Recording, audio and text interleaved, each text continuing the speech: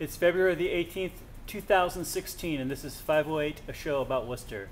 I'm Mike Benedetti. Also on the show we have Brendan Melican. Whatever that guy's name Brendan is. Mellon, Victor Infante, and Chad Julian of That's Entertainment. Hi, guys. Hey, guys.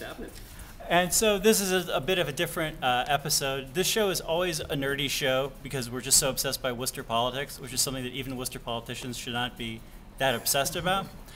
Today we're going to be talking about other nerdy interests of people in Worcester, specifically pop culture. There's a great wave of nerd pop culture that we're experiencing.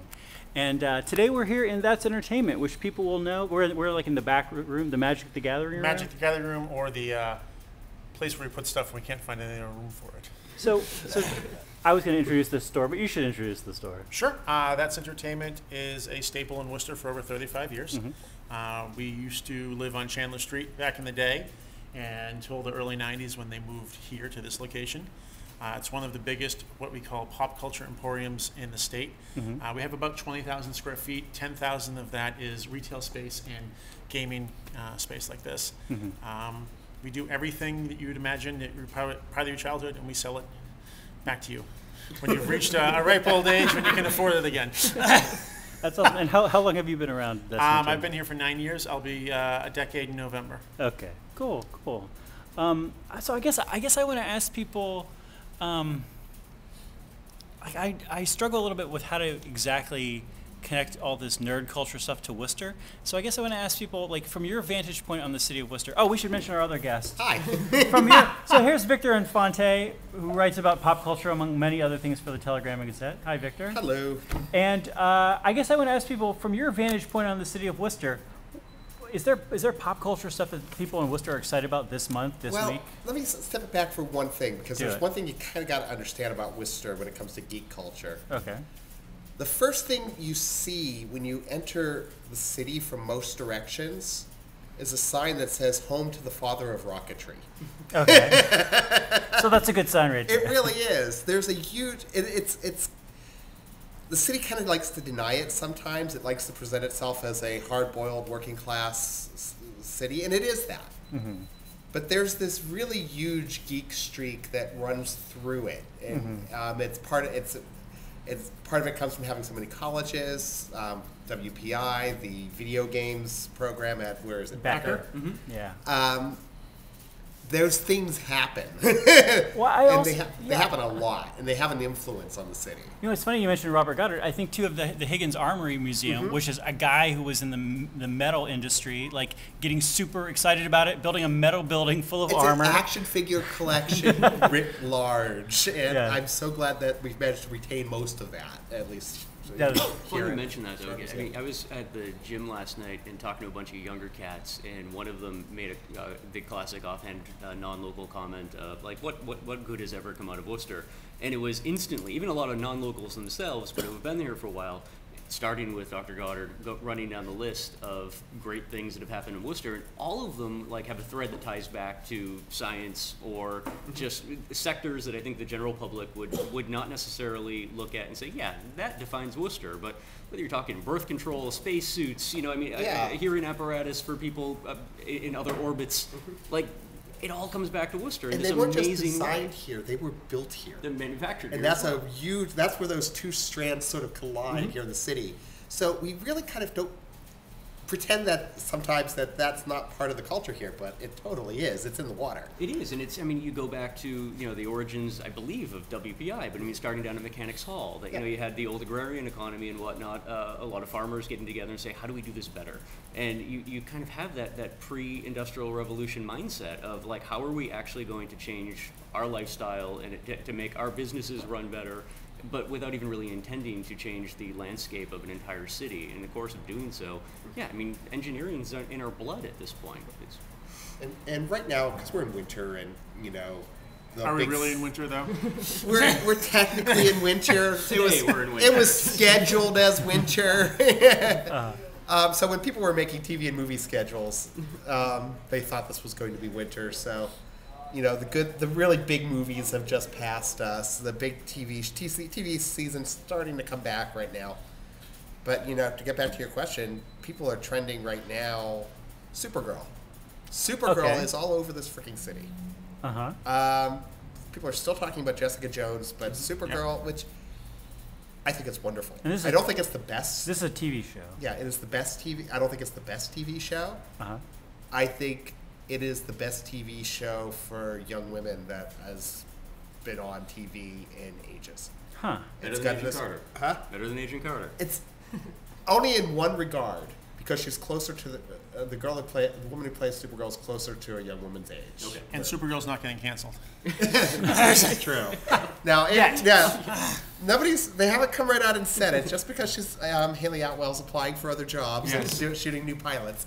Agent Carter is another one, and I think Jessica Jones has still got to be talked about. Mm-hmm. This is right now the age of we're entering the era of female superheroes, and female superheroes as not just window dressing. Right. Like, oh well, we'll do a version of Superman with a dress, and we'll stick her in there sometimes, and that will make all the women really love Superman somehow. Yeah. And we're not going to treat her as a character or an interesting person, or exactly. And Melissa Benoit, who was on Glee before, her portrayal of Supergirl is lovely. I mean, she's really holding that show on her shoulders. But she's got this character who has power and wants to do right, and she is being constricted by everything around her. And that is the constant wrestling, and I can't imagine why young women would associate with that. I want to ask Chad. Chad, as somebody who talks to more people about pop culture than maybe anybody else in the city, what are you seeing? What are people excited about these days? Speaking of strong female empowerment roles, there's a comic called Miss Marvel. It's been out for about 2 years now. It's amazing, and the way to put it basically is a lot of times comic companies or TV shows or whatever, they'll take an established character and they'll make the person female, or they give the person a certain race or a gender identity to kind of try and pull in readers. And it's kind of a cheap ploy. Yeah. Miss Marvel does it well. She's a young Palestinian American girl living in New York. She's New Jersey. New Jersey. Sorry, one step below. She's a fangirl. She's actually a fan of comics. She runs a bunch of superhero fan sites online, and she's really nerdy about the subject. So when she becomes a superhero herself, it really takes off. Mm-hmm. And not that I'm a young female Palestinian American living in New Jersey, but I think everyone can kind of relate to her. Mm-hmm. She has to basically deal with her family constructs, her religion, friends, family, racism, all different types of stuff, and it's a really well done book, and it's a lot of fun. A lot of those subjects can really weigh a good book down, but they keep it light, they keep it humorous, but they keep it kind of poignant at the same time. I really like that. So here's something I want to ask you about. If you were to ask me this question, what do I see trending in my slice of Worcester that I interact with? It's Dungeons and Dragons. Yes. People who I never would have thought mentioned Dungeons and Dragons mentioning me Dungeons and Dragons. I used to play so much as a kid. I've not played, I think I calculated, because you asked me the other day, I've not played in 25 years. And so you guys have this games room in here. Do people play D&D in here? We used to have D&D. Mainly it deals with Magic the Gathering. Okay. For anyone who doesn't know Magic, it's basically D&D on playing cards. Yeah. It's the stripped down version. It's $1 billion industry. It's been going strong since '93. I think was the first year they had it. Yeah, and my understanding was always that was one of the reasons that dice and graph paper games like Dungeons and Dragons kind of faded, was because Magic was a lot of the things people liked, and it was just a faster way to do it. There is some bleed over from Magic to D&D and vice versa, but there are two different types of people who really like it. Some people really get into building the character and graph paper and getting their miniatures. Yes, sure. I have friends. Worcester and elsewhere who have entire basements filled with giant board game, giant tables made specifically for miniature gaming. The weird thing is, as much as a geek as I am, and I've been kind of in the culture for most of my life, I've never really had the draw of D&D. I've tried playing a few times in my lifetime. I'd like to think I have a pretty good imagination, but it just never worked out for me. At the same time, I never picked up Magic either because I don't have $10,000 to spend. Yeah. I sold my entire collection for $50 like 12 years ago. And if you kept it, I played in 1993. I bought a couple packs with friends when I was in college. I played a few times, and then I sold my deck for like $100. And I'm pretty sure I could have sold it for close to $1,000 now if I still had it, because that was the original 94, 93 deck. But what I think's trending now, you probably see a lot of D&D in colleges, or a lot of there's a lot of gaming groups.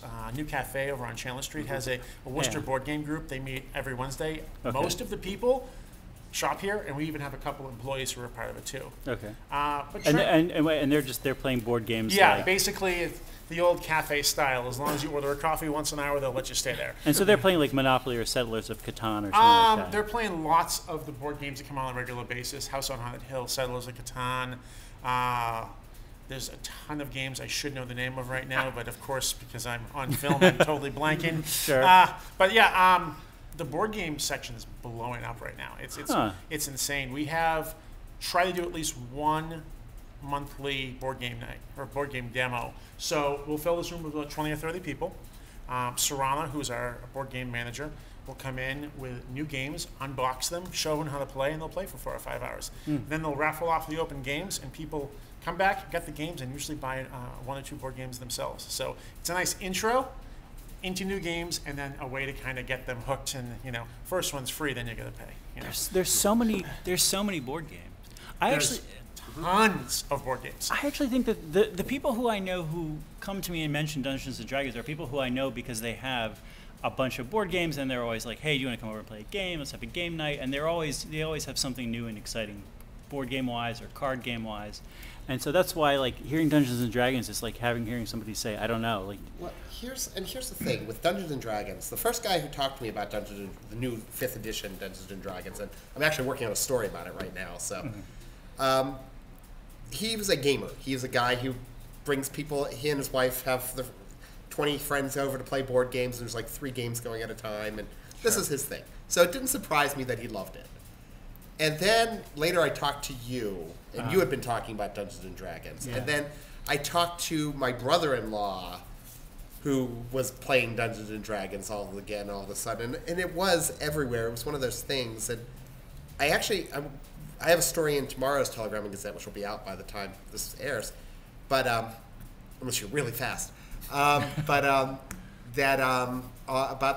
went to go play laser tag over at Laser Zone. okay, I saw that post on Facebook, That sir. was a very geeky thing indeed, and it brought me back to my being 18 years old again.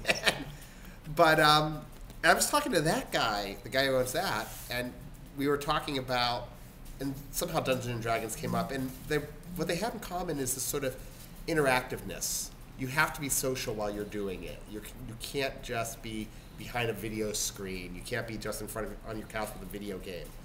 You are dealing with other people, whether you're sitting around talking or you're running around shooting each other with laser beams, or if you're at the escape games over at the Northworks building, which is it's a puzzle solving game. Right. That's the thing that's trending right now. Everybody's excited about that right now.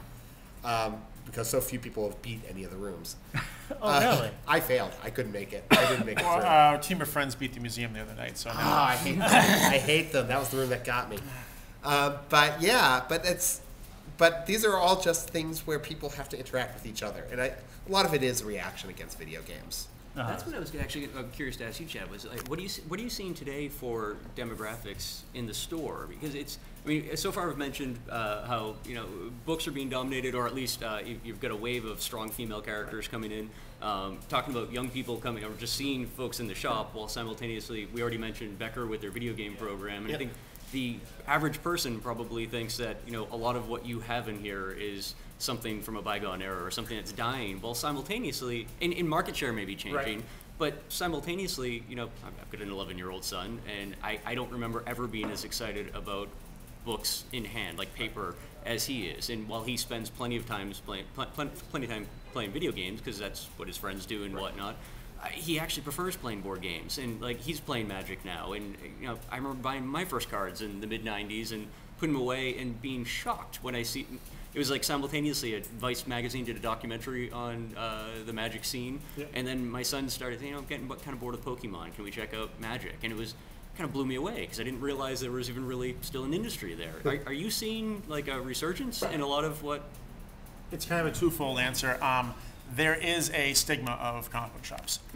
Most times people think it's a bunch of 14-year-old boys looking at comic books and playing video games, and we have that, of course. And of course they've all gotten older and either went to WPI or now write for the Telegram and Gazette. But what we're seeing a lot of, and what you mentioned, is it's fathers or parents or mothers who grew up on this stuff. And now they're introducing or reintroducing the stuff from their own childhood to their kids. We have a huge retro gaming market here. Nintendo, Super Nintendo, Sega Genesis, Nintendo 64. And you'll be surprised, the kids, the 10-year-old kids who come in here clamoring for cartridge games. When the biggest things in the world right now are supposed to be PS4 and Xbox One and Wii U. That's still popular, and we still get demand for it, but it's an older crowd that's looking for the newer video games. Anyone who grew up in the 80s who has kids now, their kids want to play with Mario. They want to play with Sonic the Hedgehog.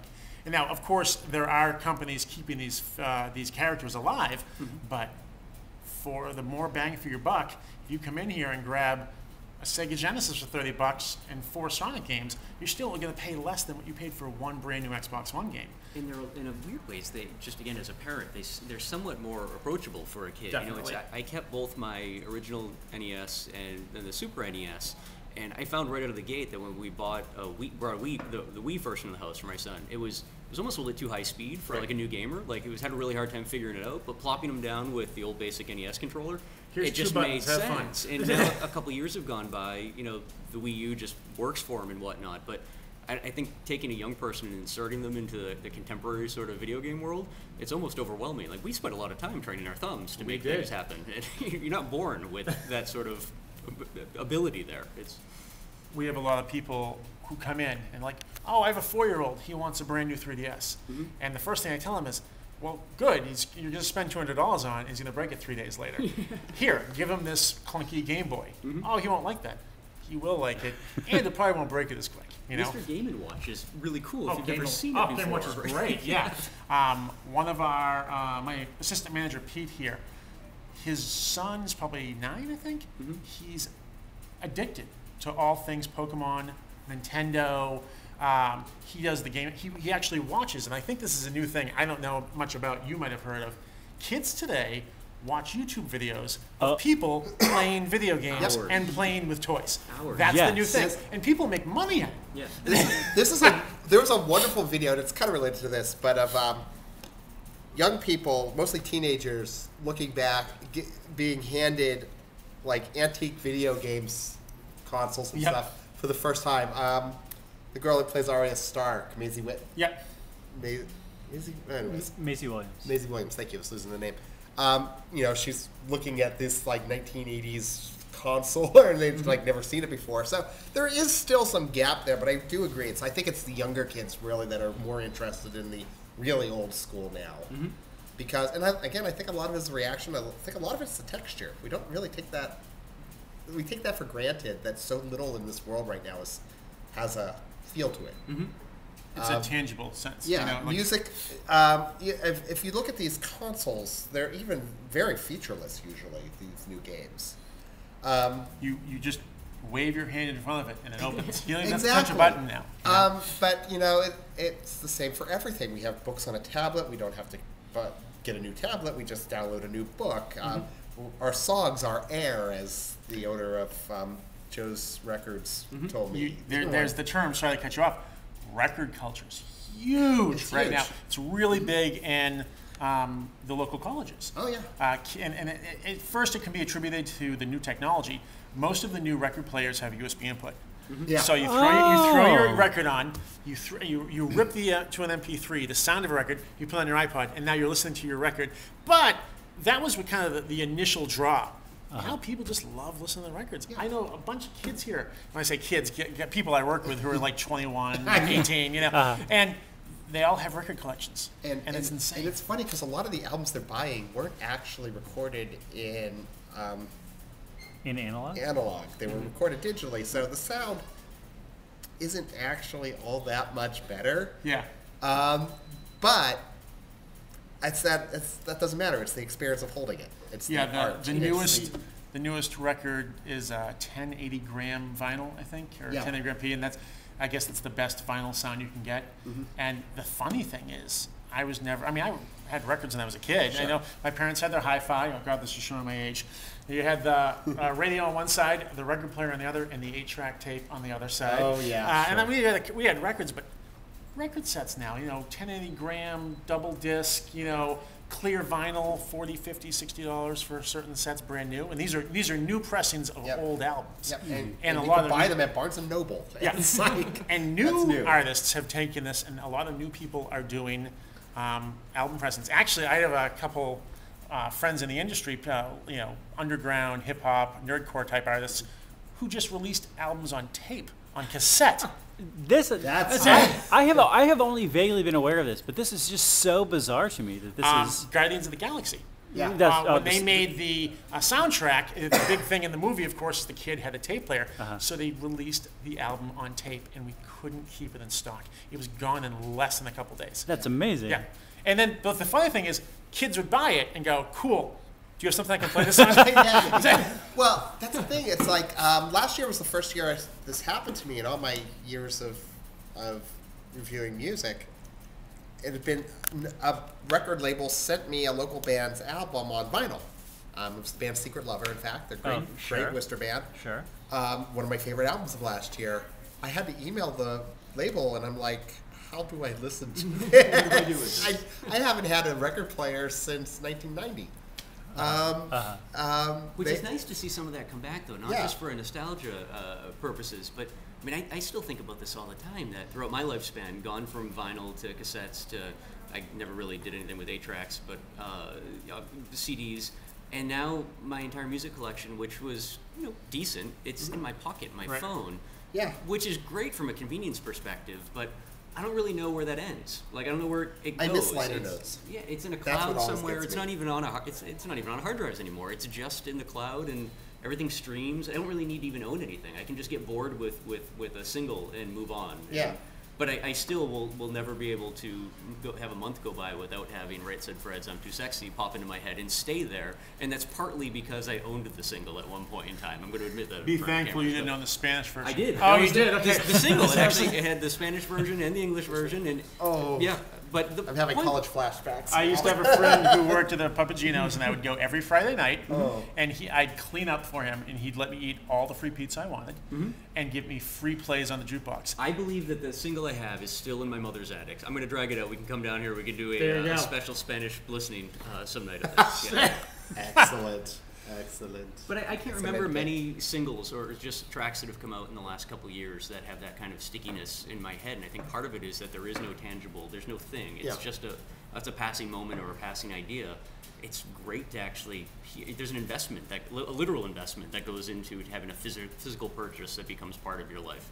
I might be showing my age, or not, I don't know, but I still buy a lot of CDs. And we have the CD store next door, and a lot of times, I hate to say this, we're not sure how they stay in business, because with iPod technology and cloud technology, everyone's downloading things. You're right. Who's going to go take the time to pay $15 for a CD? But I go to like a lot of local shows and small shows in Boston and Providence, and I just love picking up a CD and talking to the person and saying, "Hey, this is your album. Cool. Can you sign it for me?" And I guess that might be outdated. I'm not sure. Maybe it's don't think vinyl so. now, but I probably buy 100 CDs a year. You know, that's unheard of. I think it is more like you're more likely to buy a CD from a live show than you are in a store at this Right. point, and certainly over Amazon. Yeah, I think definitely. If you're making the leap to order online, you're probably going to download unless there's some special deal or something. Yeah.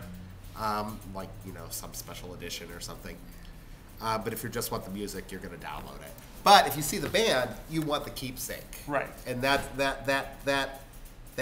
act of music as artifact is really can't be overlooked. I think somewhere along the way, our culture started pretending that things didn't matter. And I know that's going to sound horribly materialistic. Well, not here. Things matter. Definitely, Things that's matter. entertainment. But we started thinking that everything in our culture was disposable. Okay. And we thought that that's what people wanted. And we were wrong. That's we deep. want I don't mean it to be, but it's the truth. We want to hold on to our records. We want to hold a comic book. We want to hold a book. Yeah. When we want to see the same Batman every now and again. We want the guy that's the Flash on TV to be the actual Flash in the movies. You know, we want there to be something that connects us physically and emotionally to the things that we love.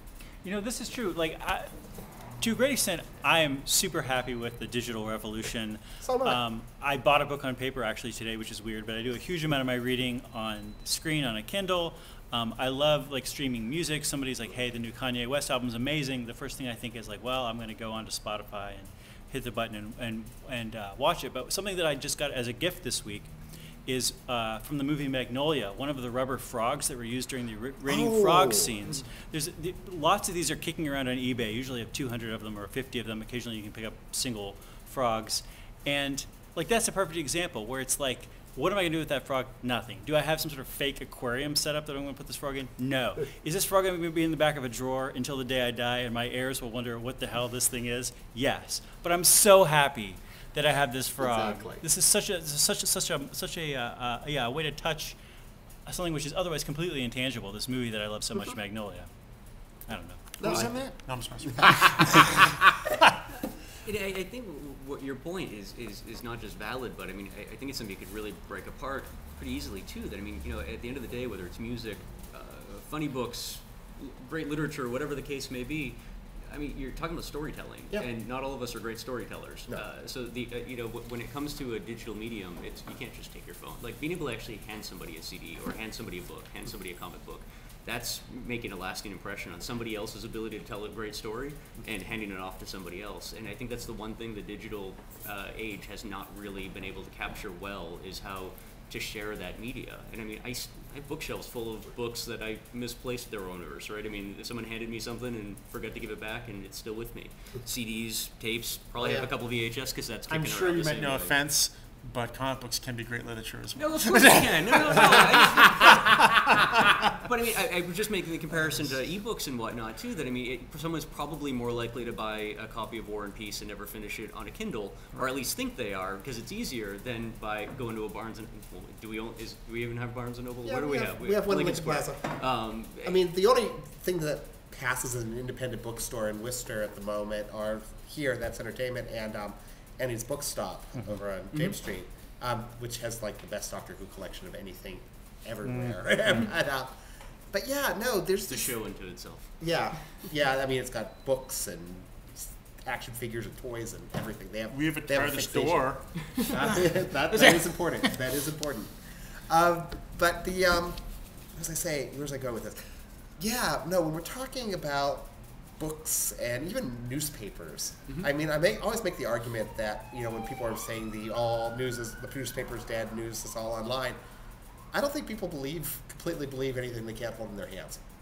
I think you could give somebody the same story online and have them read it online and read it out of a newspaper. It doesn't matter what the story is. I think they will be more likely to believe and buy into the story if they're reading it in newsprint because they can feel it. I in think their that hands. deals with the age of the person reading it as well. I think it deals for everybody. Guys, I honestly do. we're out of time. But No. thank you so much. We had This it is on a awesome. cliffhanger. This is Keep awesome. talking without you. So today on the show, again, this is 508. If you have any complaints or comments, you can email us at pieandcoffee@gmail.com. Brendan Melican, thank Thanks you. for having me back. Victor Infante of the Thank you. Telegram Gazette, thanks for being on. And Chad Julian of That's Thanks for coming here. Entertainment. We appreciate it. Here we are at the corner of Park Avenue and Lois Lane in the city of Worcester. All kinds of cool comics and toys and books and sweet other stuff. Everybody, we will talk to you next time. Bye-bye.